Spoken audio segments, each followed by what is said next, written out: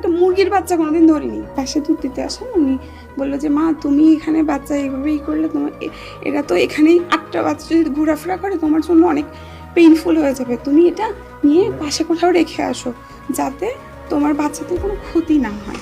তো আমি তখন বললাম যে ঠিক আছে, তাহলে আপনি এগুলো একটু কষ্ট করে যদি ব্যাগে উঠায় দিতে পারেন আমি একটু সাইডে দিয়ে দিই। পানিতে চুবিয়ে 8টি কুকুরছানা হত্যার ঘটনায় অভিযুক্ত নিশু খাতুন গ্রেপ্তার হয়েছেন। পাবনার ঈশ্বরদী উপজেলা পরিষদ চত্বরে মা কুকুরের অগোচরে 8টি কুকুরছানাকে বস্তাবন্দি করে পুকুরে ডুবিয়ে হত্যার ঘটনায় অভিযুক্ত নিশু খাতুনকে গ্রেপ্তার করেছে পুলিশ। আজ বুধবার 3রা ডিসেম্বর তাকে গ্রেপ্তার করা হয়। এর আগে মঙ্গলবার 2রা ডিসেম্বর রাতে ঈশ্বরদী উপজেলা প্রাণী সম্পদ কর্মকর্তা আকলিমা খাতুন বাদী হয়ে একটি মামলা দায়ের করেন। প্রাণী সম্পদ কর্মকর্তা আকলিমা খাতুন জানান, প্রাণী সম্পদ অধিদপ্তরের মহাপরিচালকের পক্ষে প্রাণী কল্যাণ আইন 2019-এর 7 ধারায় মামলাটি দায়ের করা হয়েছে।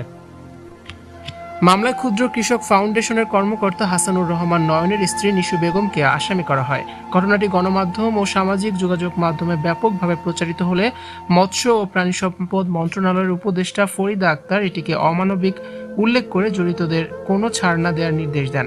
এই ঘটনায় মঙ্গলবার বিকেলে ঢাকা থেকে এনিম্যাল অ্যাক্টিভিস্ট কমিটির একটি তদন্ত টিম ঈশ্বরদীতে আসেন। এদিকে এই অমানবিক ঘটনার জেরে ক্ষুদ্র কৃষক ফাউন্ডেশনের কর্মকর্তা হাসানুর রহমান নয়নের পরিবারকে সরকারি কোয়ার্টার থেকে বের করে দেওয়া হয়। ইউএনও জানান, তাকে মঙ্গলবারই বাসা ছাড়ার লিখিত নির্দেশ দেওয়া হয়েছিল এবং তারা ইতিমধ্যে বাসা খালি করে চলে গেছেন। গত রোববার 30শে নভেম্বর সন্ধ্যার পর গ্যাজেটেড ভবন বসবাসরত কর্মকর্তার স্ত্রী নিশি আক্তারের বিরুদ্ধে 8টি কুকুরছানা ডুবিয়ে মারার অভিযোগ ওঠে।